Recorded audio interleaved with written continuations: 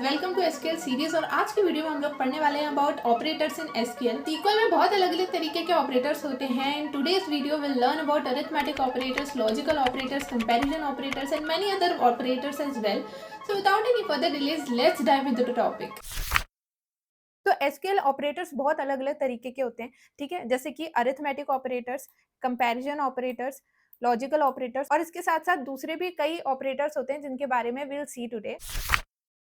So the first one is arithmetic operators. Arithmetic operators are used to perform mathematical calculations on numeric data type. The primary arithmetic operators in SQL are addition, subtraction, multiplication, division. Okay, so ये जो है basic arithmetic operators है जो हम school में भी पढ़ चुके हैं already, like addition, subtraction, multiplication and division. And उसके लिए जो भी साइंस यूज होते हैं वो हम देख लेते हैं। जैसे प्लस के लिए तो प्लस ही यूज करते हैं, माइनस के लिए हम एक माइनस साइन यूज करते हैं, एंड मल्टीप्लीकेशन के लिए वी यूज एस्ट्रिक साइन। ये जो साइन है इसको हम एस्ट्रिक बोलते हैं। एंड देन डिवीजन के लिए again we use a slash. तो इन सभी अरिथमेटिक ऑपरेटर्स को यूज करके हम अपने मैथमेटिकल कैलकुलेशंस कर सकते हैं इन एसक्यूएल। ओके, तो देखो एक सिंपल सा एक एग्जांपल देखते हैं कि select price and then quantity and price into quantity is total cost from product. तो इस एग्जांपल में हमने क्या किया हुआ है कि जो हमारी प्राइस का जो कॉलम है और एक क्वांटिटी का कॉलम है, इन दोनों को जो मल्टीप्लाई किया हुआ है और उसको हमने एज अ टोटल कॉस्ट दिया हुआ है। ठीक है, तो इन दोनों को मल्टीप्लाई किया है, जो मल्टीप्लाई किए वाली जो भी चीजें रहेंगी वो हमारे टोटल कॉस्ट वाले कॉलम में आएगी। तो इस तरीके से जो है हम दो कॉलम की वैल्यूज को मल्टीप्लाई कर सकते हैं, ऐड कर सकते हैं, डिवाइड कर सकते हैं, सब्ट्रैक्ट कर सकते हैं। एंड दिस इज हाउ हम अरिथमेटिक ऑपरेटर्स को यूज करते हैं। Now the second comes is comparison operator. Okay, अब कंपैरिजन ऑपरेटर्स वो होते हैं जो दो किसी भी चीज को कंपेयर करने में हेल्प करते हैं। ठीक है, एंड इसका जो रिजल्ट आता है वो यूजुअली ट्रू या फॉल्स आता है, right. So the comparison operators are used to compare two values and the result of the comparison is boolean value, that is true or false. The main comparison operators in SQL are less than. Okay, so ये वाले जो sign है ये हमारा less than के लिए use होगा, then greater than, less than और इक्वल्स टू, ग्रेटर देन और equals to, and not equals to के लिए या तो हम एक exclamatory mark and is equals to लगाते हैं या फिर हम दो less than and greater than sign को यूज करते हैं। तो ये दो तरीके से हम जो है हमारा नॉट इक्वल्स टू को यूज कर सकते हैं। अब देखते हैं यहाँ पे एक छोटा सा एग्जाम्पल। ठीक है, इसमें इन्हें क्या किया हुआ है, select everything from employees with salary is greater than 50,000। ठीक है, तो यहाँ पे हमारी सारी ही एम्प्लॉइज की डिटेल्स निकल जाएगी जिन भी एम्प्लॉइज की सैलरी ग्रेटर देन 50,000 है ना।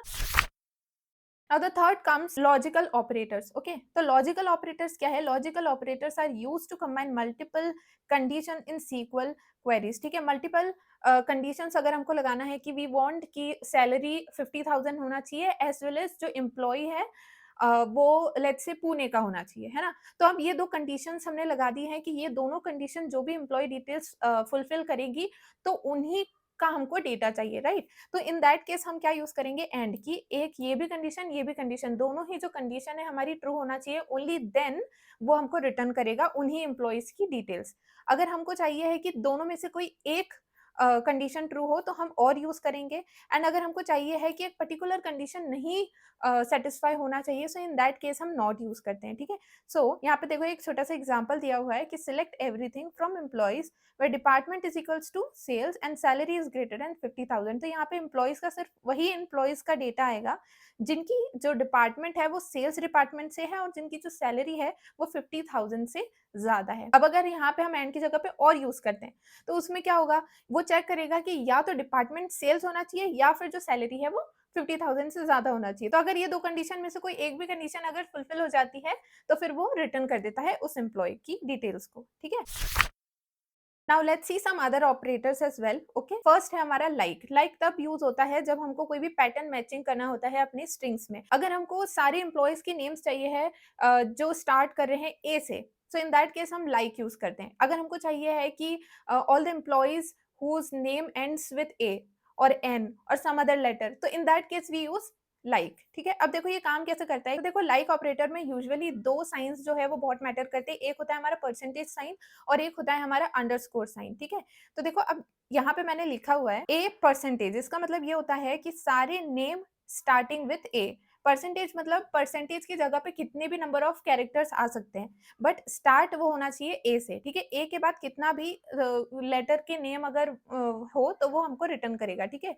नाउ द सेकंड इज एक अंडरस्कोर है और ए, इसका मतलब ये है कि एक अंडरस्कोर है मतलब कि यहाँ पे सिर्फ एक ही कोई भी कैरेक्टर आ सकता है, ठीक है? यहाँ पे कोई भी एक लेटर आ सकता है और जो सेकंड वाला है हमारा ए ही होना चाहिए। इसका मतलब ये होगा कि word has only 2 letter and the second one is ए।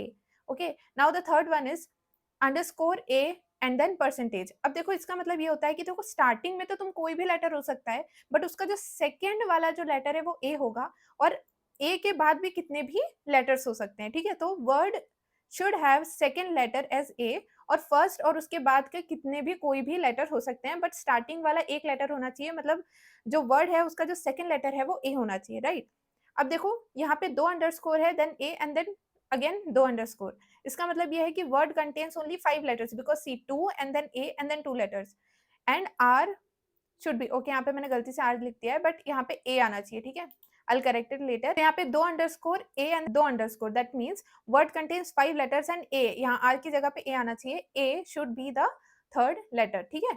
तो इस तरीके से जो है हमारा लाइक काम करता है। Now is null, is null क्या करता है? अगेन इज नल चेक करता है if the value is null और नॉट, ठीक है? अगर उस कॉलम में वो पूरा चेक करेगा उसमें नल वैल्यूज है या नहीं। तो बेसिकली ये जो है मिसिंग वैल्यूज को हैंडल करने के लिए यूज होता है, ठीक है? Next is between. अब बिटवीन कब काम आता है? जब हमको एक पर्टिकुलर स्पेसिफिक रेंज के बीच का अगर हमको कुछ भी वैल्यू चाहिए होती है, लाइक फॉर एग्जाम्पल अगर हमको कोई सैलरी के बिटवीन का चाहिए, जैसे कि यहाँ पे लिखा हुआ है वेयर सैलरी बिटवीन 30,000 एंड 50,000, तो सारे एम्प्लॉयज जिनकी जो सैलरी है 30,000 और 50,000 के बीच वाले जो एम्प्लॉयज होंगे वो रिटर्न करेगा, ठीक है? तो ये जो एग्जिस्ट ऑपरेटर है ये हम बाद में पढ़ेंगे, जब हम सब क्वेरीज के बारे में पढ़ेंगे तब मैं आपको बताऊंगी how this exist work. Okay, तो आज के लिए इतना ही। Will see the practical implementation of all these operators in the next video, otherwise this video will get extended a lot. आपको इस पीडीएफ की लिंक मेरे डिस्क्रिप्शन में मिल जाएगी। एंड वीडियो पसंद आई हो तो इसे लाइक करो, सब्सक्राइब करो, अपने फ्रेंड्स के साथ शेयर करो। मिलते हैं नेक्स्ट वीडियो में, टिल देन बाय बाय।